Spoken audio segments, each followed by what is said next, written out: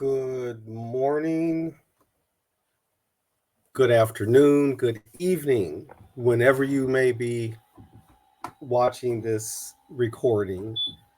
I am Dr. W. Youssef Doucet. The W is for Wilfred. However, I primarily go by Youssef, as you can see on the screen. Welcome to the Joko Collective channel. And I want to talk a little while with you about why we say cultural worker. I am a professor, excuse me, a professor of composition, creative writing, and literature at Santa Monica College, and a scholar of culture. My PhD is in cultural studies, which is not an examination, an interrogation, an explanation of any particular culture, but of this concept and this practice of culture. What do people mean when they say they belong to a culture, they practice a culture? When does this language even begin to emerge? And in what ways is what we mean by culture, what we call culture, a constituent aspect of power in the society? And in the society we live in, a capitalist society, a colonial capitalist society that has been the mark of modernity. So then, why do we say cultural worker? The Well, first, we're coming up on Labor Day, right? In fact, as I'm recording this, it is early morning of Labor Day. And this, in the United States and actually Canada also, this federal holiday that has been designated to celebrate labor and organized labor. That is at the beginning of September, marking uh, the the customary end of summer, if not the calendar or astronomical end of summer. The When we already have May 1st, May Day, International Workers' Day, and International Workers' Day being developed, repurposed, uh, uh, perhaps I should say, from the traditional sort of rites of spring, um, Northern cultures, European cultures, celebration, right? The Being repurposed to an International Workers' Day and to commemorate the Haymarket incident, right? The Haymarket uprising, the Haymarket massacre of workers in Chicago, I believe, in the 1880s. I'd have to look real quick. And also the establishment of the 8-hour workday on May 1st, 1886, right? So these hallmarks, and so designated by, radical forces in the labor movement, in the international labor movement, communist um, organizers within labor. So President Grover Cleveland very intentionally wanted to support Labor Day to be celebrated in September, at the beginning of September. Which is not a date that originated with President Cleveland or with the class he represented. There was already recommendations for that among some, working or workers' organizations.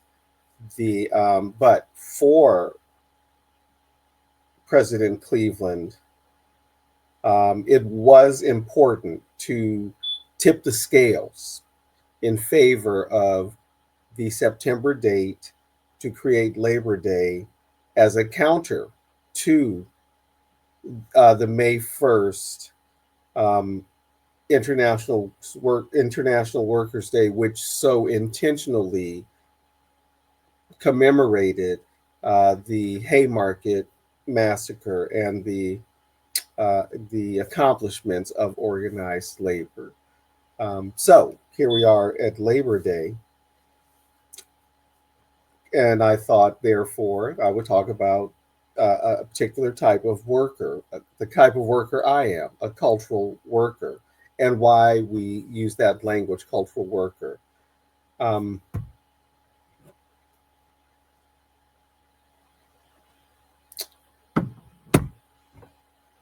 so, cultural worker ordinarily signifies individuals who work in the arts, but also education.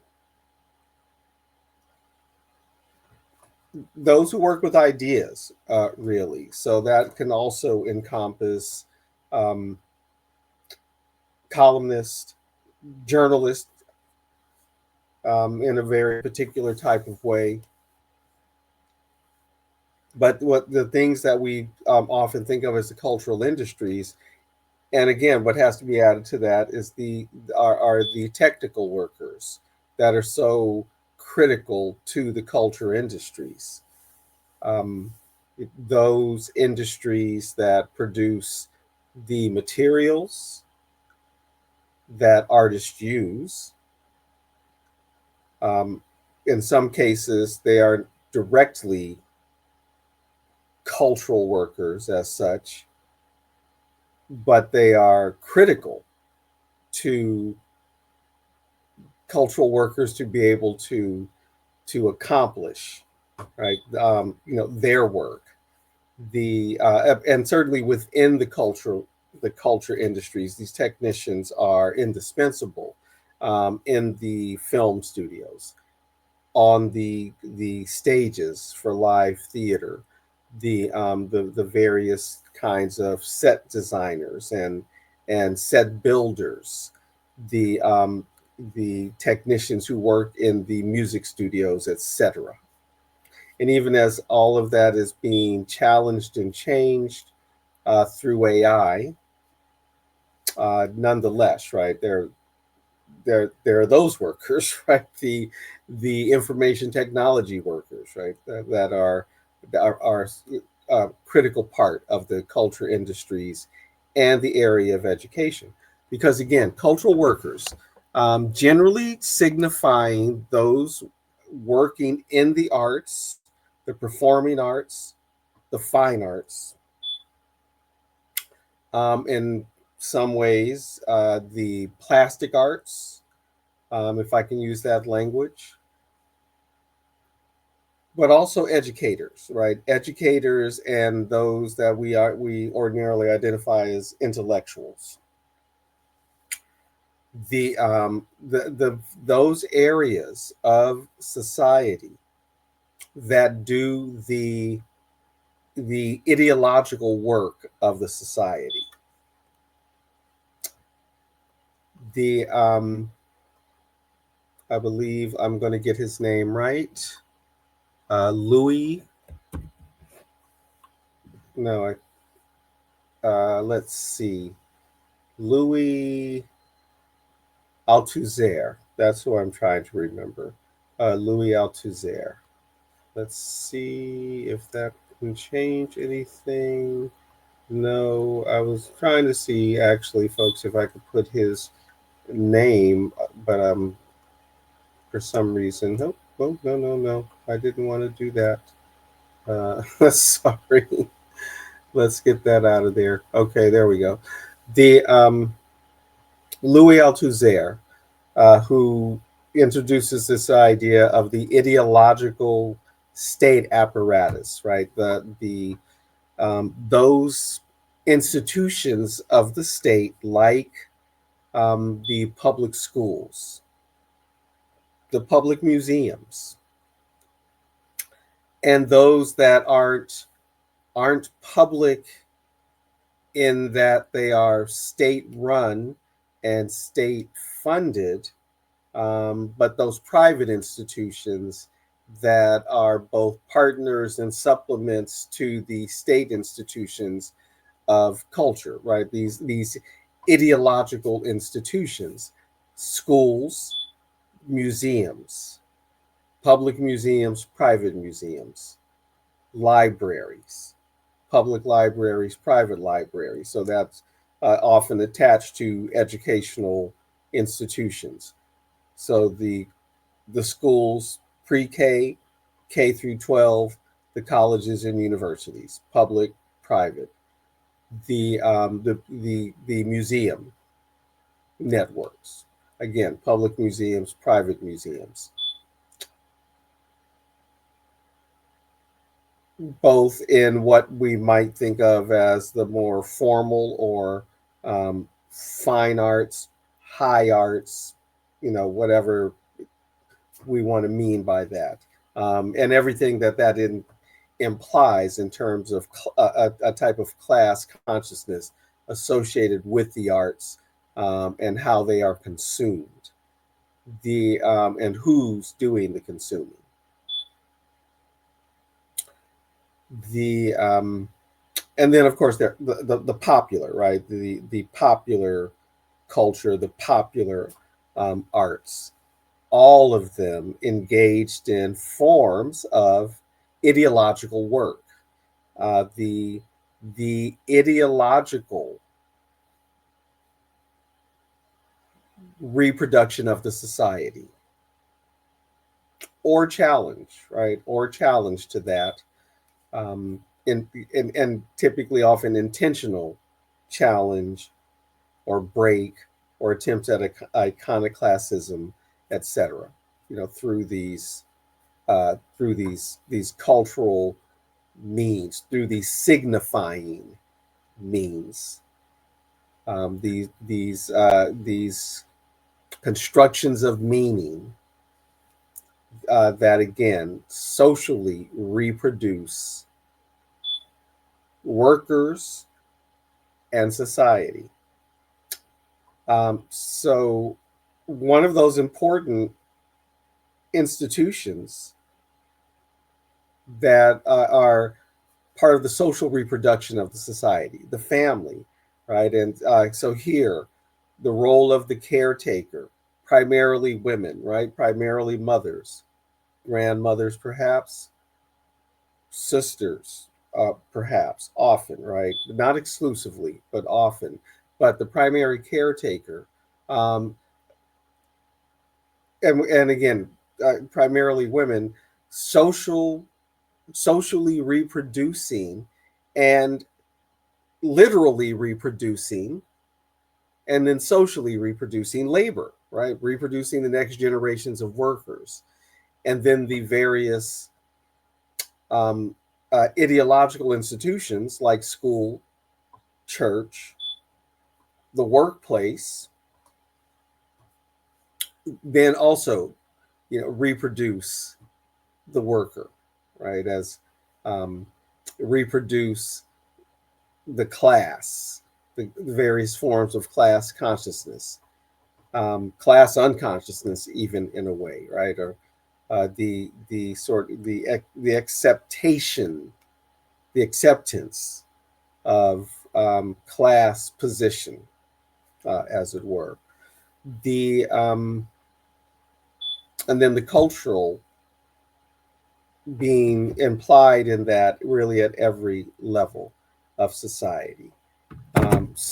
And that's one of the important interventions, I think, of cultural studies.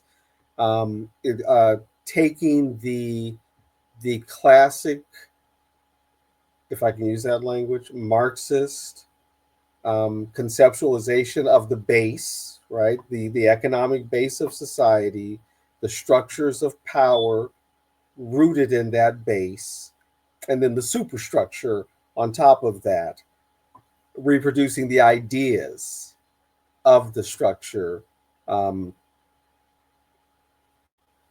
again, rooted in that economic base.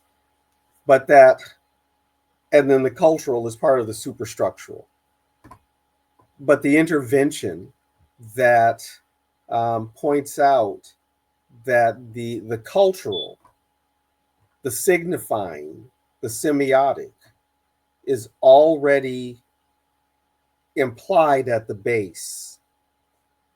Um, at the point that people, forces, social classes, individuals need to organize the base, right? Organize the operation of the economic base of society, um, talk to each other, bring language into play in organizing the base, exploiting the base, understanding the base. The cultural is already implied right there, right? The base is made meaningful through culture. So already the superstructure, all of the various elements of culture, of what we usually mean by culture, is already there at the base.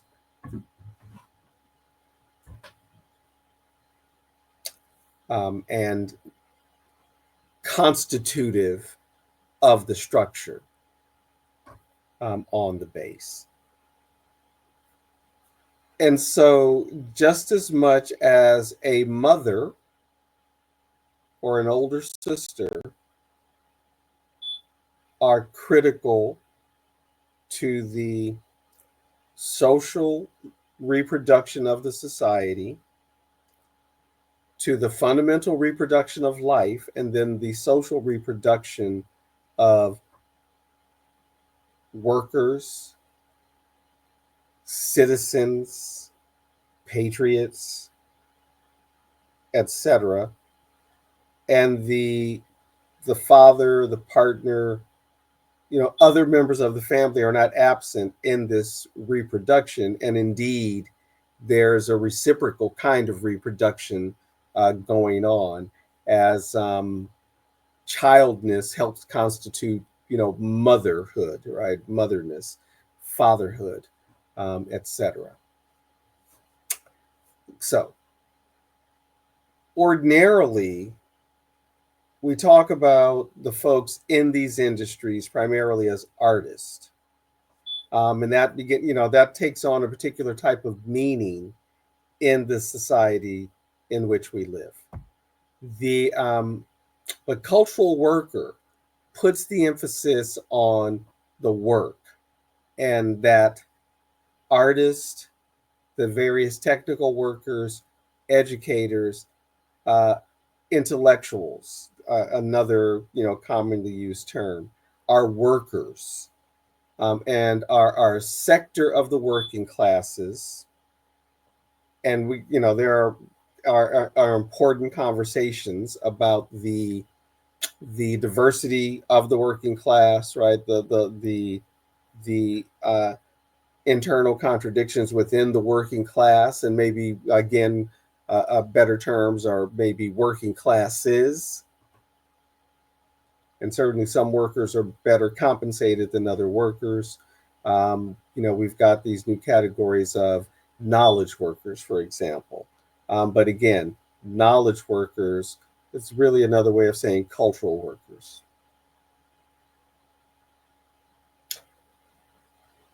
It's important to emphasize worker because it identifies that cultural workers fundamentally maintain the same relationship to capital and capitalist as all other workers in the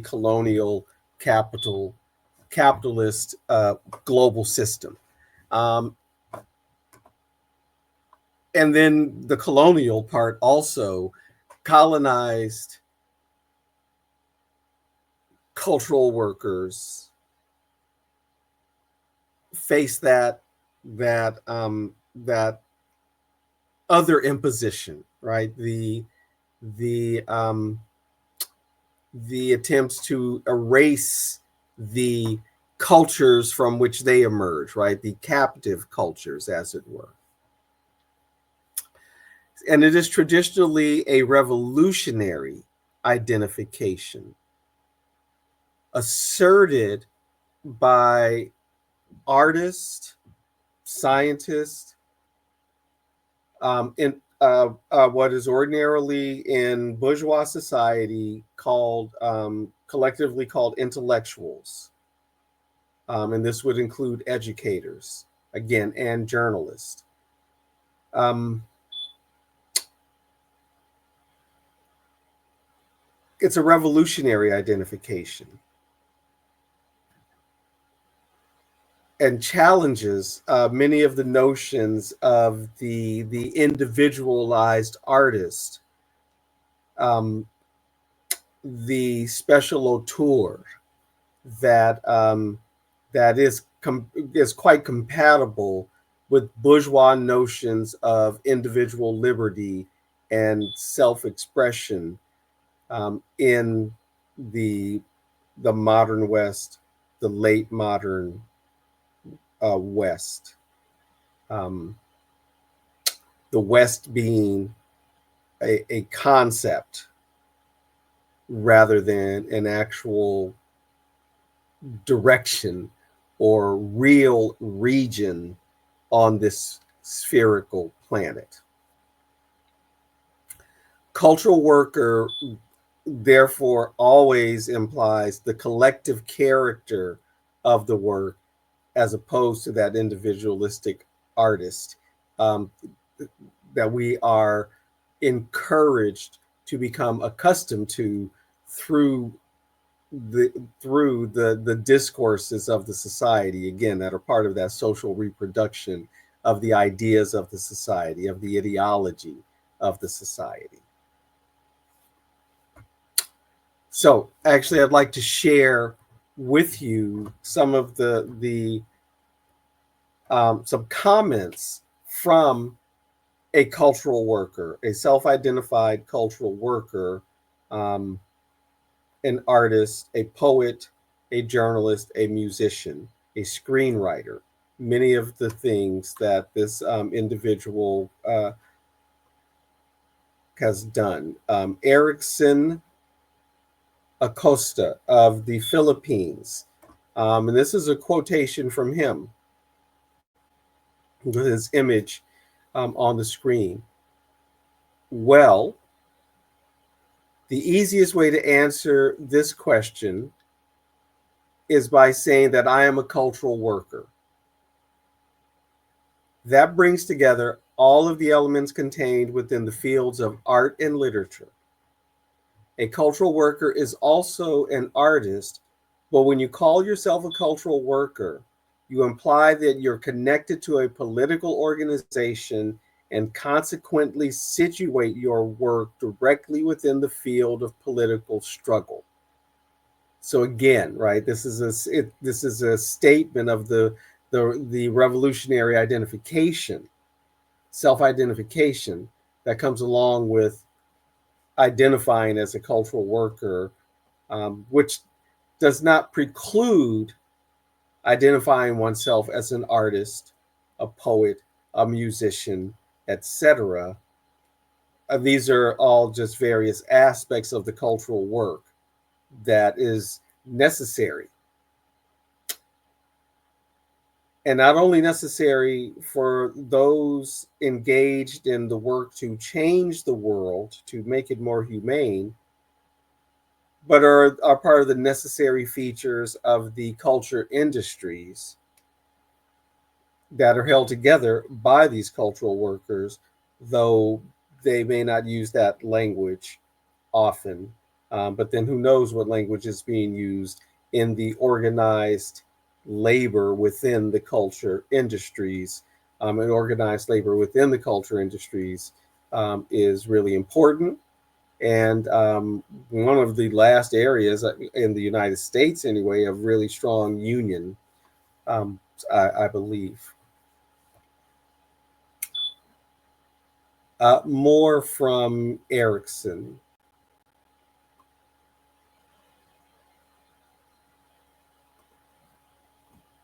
Quote, let me begin with saying that there are cultural organizations composed of artists from different fields. As a cultural worker, you belong to one of these groups. Part of your practice takes place in the form of collective study or cultural training, the study of the political situation and social issues, and simultaneously, the collective study of culture and the arts. This goes very much against the stereotype of the artist who is wary of being part of a group. And that is very much part of the Western idealized artist, right? Who is idiosyncratic and often works alone. Because cultural, the concept of the cultural worker, the recognition of those who work in the culture industries as workers, it's already implying a political engagement and bumping up against the notion of the individualized and isolated and self-isolating artist. To call yourself a cultural worker is to imply that one is engaged in struggle on the front line somewhere. And that was certainly the case with Erickson Acosta in the Philippines, who was at one point imprisoned by the regime for his cultural work and for his revolutionary work and his efforts with comrades to transform Filipino society. You see here, there were movements to free him when he was being held for a couple of years by the Filipino government. And that is part of the importance also of working in community, working with collectives as a cultural worker.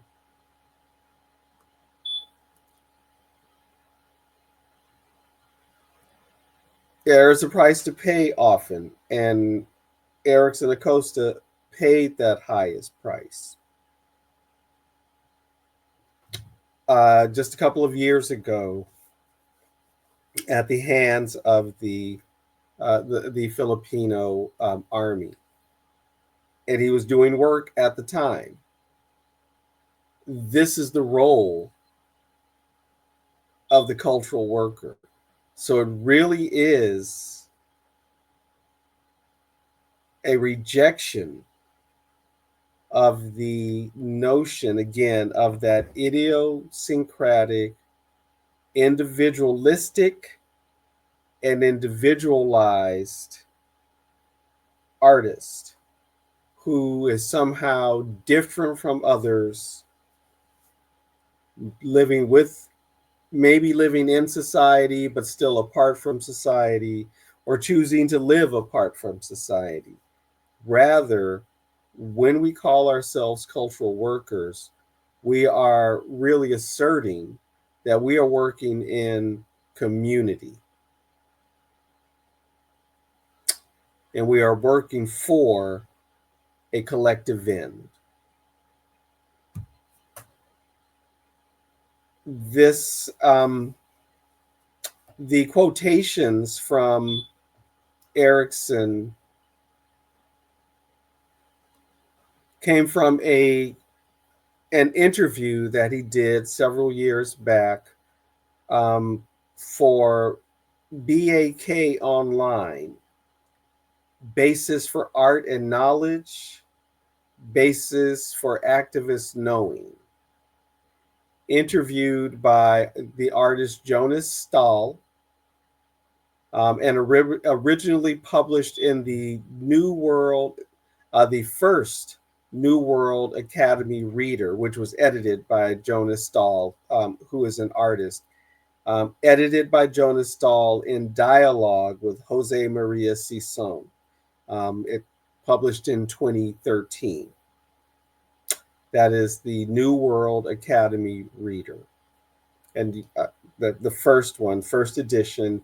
And there's this interview where Jonas Stahl is interviewing Erickson Acosta about his work as a cultural worker, about his work in prison, when he was in prison for his cultural work, and his work after prison, again, to transform the Philippines, transform the world, end imperialism in his country, and struggle for justice. So if there were ever someone who embodied cultural work, it certainly is Erickson Acosta. But then there's so many anonymous artists, teachers, researchers, professors, technicians who are doing cultural work. And so much of it is engaged in the reproduction of this unjust society. One has to be intentional about one's cultural work and its role, whether you're writing a poem, taking a photograph, or designing a building.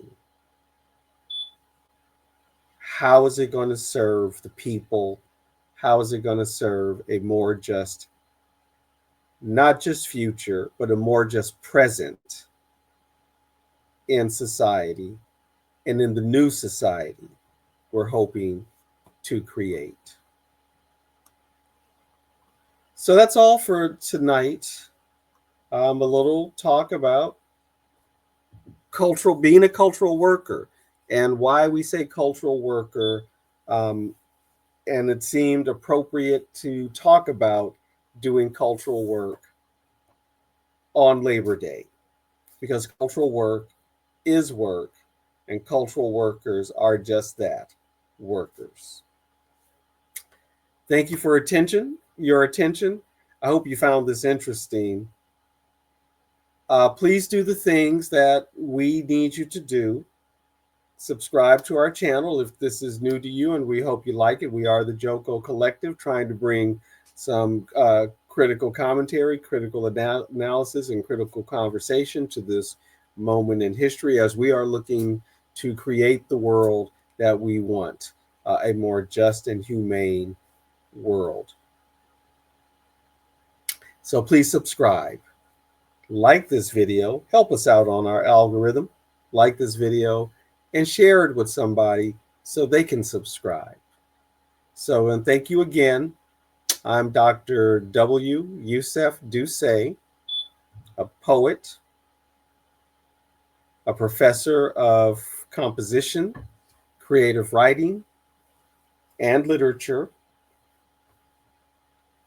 a scholar of cultural studies with an emphasis in African American theater of the Black arts movement, as well as the African American presence and involvement in the media, this really critical area of the culture industries in this country, the United States, in this region where I am, which is the heart of the propaganda machine of the Empire of the West, this place called Hollywood, Los Angeles, the unceded lands of the Tongva Quiche people, Southern California.